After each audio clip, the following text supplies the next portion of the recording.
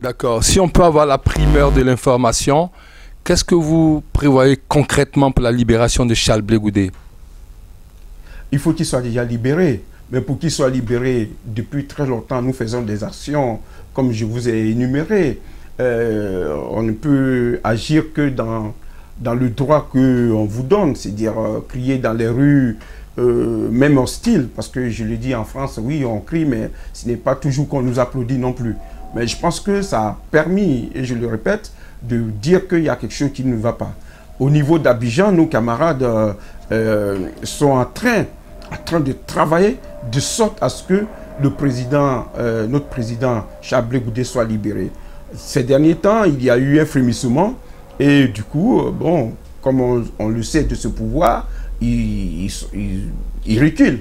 Ils ont reculé, mais nous attendons. Parce que pour aller à la réconciliation, nous le disons, on ne peut pas maintenir le président Laurent Gbagbo en prison et maintenir Charles Blé Goudé en prison pour dire que nous allons à la réconciliation. La réconciliation, elle forme un tout. Et des exemples ont été donnés.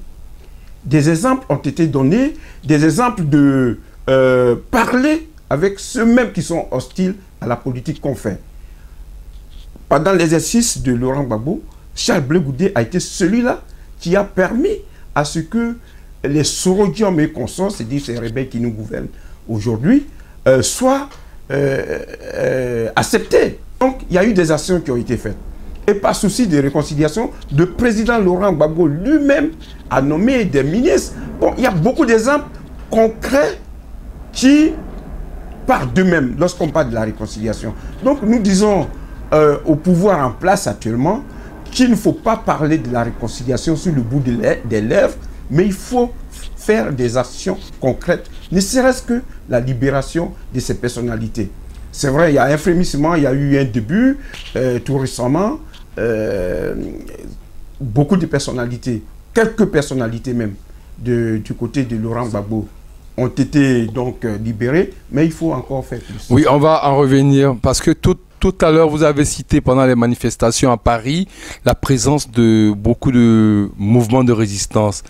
Quels sont vos rapports exacts avec ces mouvements de résistance? Est-ce que vous les invitez juste à des manifestations ou alors est-ce que vous les préparez, est-ce que vous les concevez ensemble? Vraiment, les Ivoiriens ont ceci de formidable que dans ce que l'on peut penser des divisions qu'il peut y avoir entre eux, et lorsque l'intérêt national prime, ils mettent de côté leurs égos et arrivent évidemment à parler ensemble. Lorsque cette crise est née, évidemment, beaucoup de mouvements sont nés. Et la première des choses qu'on a eu à faire, c'est de se former dans une plateforme qu'on a appelée le CURSI d'abord, tout au départ. Et il y a eu quelques divisions. Ça ne nous a pas empêchés, pour cela, de baisser les bras. Et il y a eu la PSP. La PSP aussi n'a pas fonctionné comme on le voulait parce qu'il y avait quelques détails qui échappaient à certains mouvements qui ont jugé bon de ne pas aller dans cette plateforme. Et elle n'a pas fonctionné aussi comme on le voulait. Aujourd'hui, nous sommes à la 3e plateforme. Vous voyez donc l'intérêt de se mettre ensemble chaque fois qu'il faut parler de la cause commune. Chacun a son identité. Mais lorsqu'il faut agir ensemble, il faut y aller. Le CEPAD a été donc aussi la plateforme que j'oubliais, qui a coordonné toutes les activités au niveau des manifestations internationales, notamment à l'A Haye. Et le CEPAD a bien fait son travail. Donc voici les relations que nous tissons, pas seulement peut-être dans les moments de crise là, la partie prenante, la partie visible, c'est les manifestations. Mais nous attendons dans ces creusets-là, sinon dans la dernière plateforme, le CDRCI, mettre ensemble nos points de vue pour ne pas qu'il y ait ce que vous appelez une dichotomie ou une divergence de vue. Ça viendra. Pour le moment, nous sommes dans la rue, nous manifestons, c'est pour ça que cette partie est visible. Mais il y a des discussions entre ces mouvements qui se font. Ok, ma dernière question va revenir à l'actualité nationale en Côte d'Ivoire. Tout à l'heure, dans votre argumentaire, vous avez parlé des prisonniers pro-Gbagbo libérés en Côte d'Ivoire. Est-ce qu'on peut en parler? Oui, nous disons qu'un effort a été fait, un petit effort de libérer donc les pro-Gbagbo, comme vous dites, mais des personnalités politiques et intellectuelles de la Côte d'Ivoire. Évidemment, il y a encore beaucoup à faire. Beaucoup à faire. N'oublions pas que beaucoup de nos frères et sœurs sont encore en exil. Dans des prisons, donc, nature. Il faudrait que ces personnes-là soient libérées et ce sera la réponse. Dont des militants du COJEP à Abidjan? Eh bien, nous prenons tout le monde en compte, puisqu'il n'y a pas de prisonniers pro-Blé Goudé et pro-Gbagbo. Tous ceux-là sont en prison à cause de Laurent Gbagbo et nous assumons cela. Est-ce que vous n'estimez pas, vous, au COJEP, que la libération de ces prisonniers pro-Gbagbo, comme on les appelle, constitue un grand pas vers la réconciliation nationale? Ce n'est pas un grand pas, c'est un petit pas. Puisque faire les choses de façon parcimonieuse implique forcément une action politique qui ne dit pas son nom. C'est-à-dire qu'il faut retarder les choses. Pourquoi ne pas le faire tout d'un coup? Qu'est-ce que fait encore Simone Gbagbo à Korogo? Qu'est-ce qu'elle fait encore à Korogo? Il faudrait que Simone Gbagbo soit libérée. Il faudrait que le président Charles Blé Goudé soit libéré pour que la réconciliation se fasse. L'information est récurrente. Tout le monde sait que le PDCI est au bord de l'implosion. Qu'est-ce que ça vous fait, vous, en tant que leader patriotique, leader de la galaxie patriotique à Paris, de voir que le PDCI a des difficultés? Est-ce que c'est un bon signe pour les élections à venir pour vous? Je dirais que c'est désolant. Je l'ai dit et je le répète, je n'ai pas trop connu Houphouët-Boigny.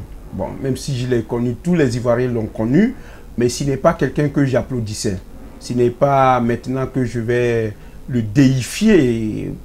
Pour moi, il est resté un président qui a fait son temps.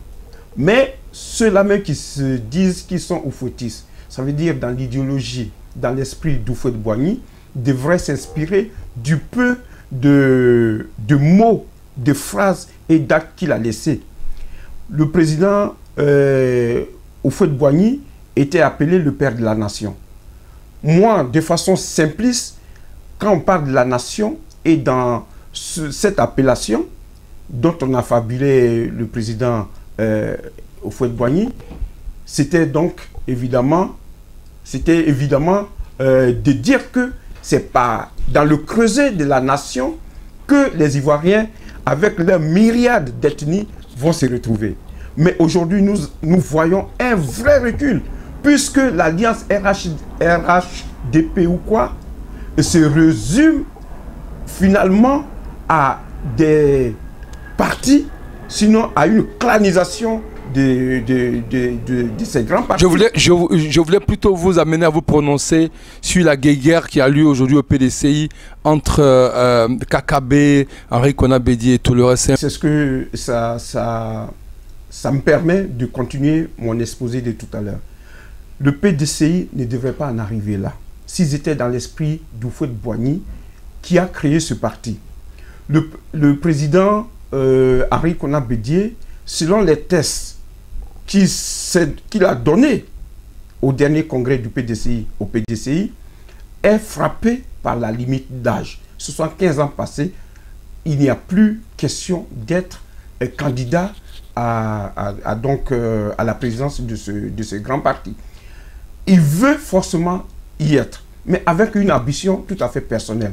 Cela dit, je répète encore une fois que ce sont des intérêts personnels, sinon claniques, qui animent ces deux individus. D'un côté, le RDR par Dramane Ouattara, qui donc avec le RDR en a fait un parti des Dioula, et de l'autre côté, Konan Bédié, qui donc avec le PDCI veut en faire un parti des Baoulés, même pas de tous les Baoulés d'ailleurs. Voici leur vision, et je pense que on n'est pas assez, on faut pas prendre les enfants du bon Dieu pour des canards sauvages. Nous disons bien que dans ses ambitions, aux futures élections, et c'est ce qui a été dit, ce qui est vérifié aussi, Dramane Ouattara fera de Henri Konan Bédié son président, vice-président. Voici ce qui les ambitionne. Donc, ils ne travaillent pas pour l'intérêt de la nation, ils travaillent pour l'intérêt de leurs ethnies et de leurs familles. Ça, c'est pas conduire la Côte d'Ivoire vers l'avenir, et cela, nous le déplorons avec vigueur.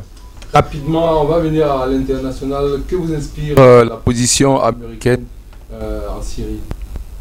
Mais Barack Obama, le président américain, est bien inspiré. Il faut arrêter une comédie un jour. On ne peut pas faire le gendarme de tout le monde à tout moment et partout. Nous avons vu que sous l'Amérique de Bush, il y a eu une guerre contre l'Irak dont on récolte encore les effets.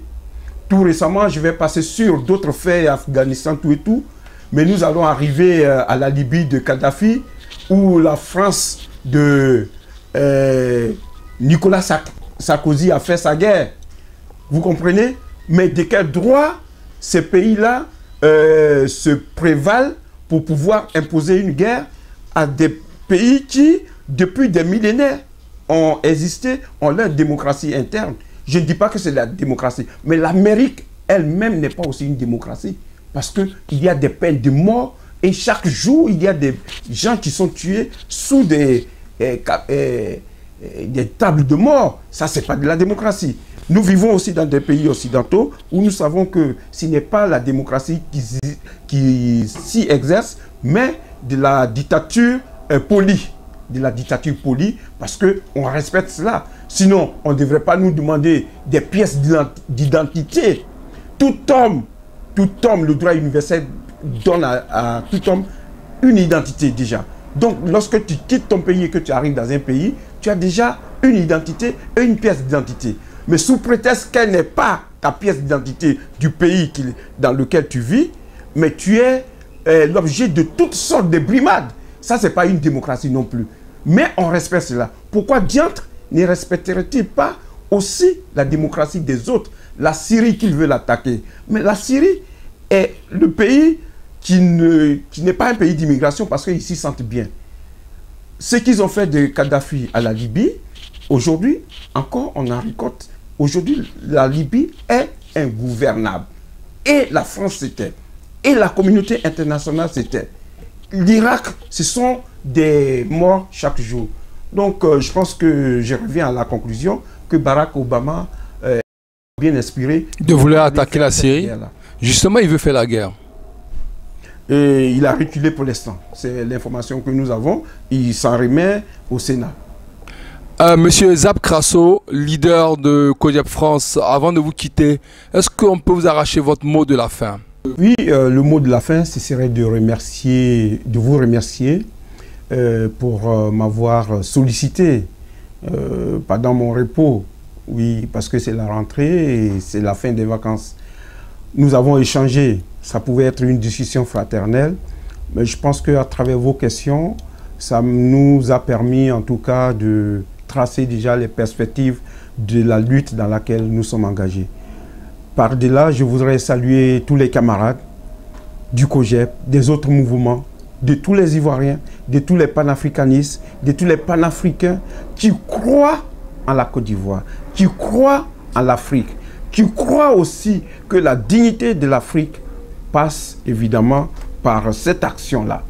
Si nous croyons en nous-mêmes, nous pensons que nous pouvons déplacer des montagnes. Nous souhaiterions que donc ces actions-là soient toujours faites dans la cohésion et que nous soyons en tout cas ensemble dans la lutte. Je voudrais remercier donc le camarade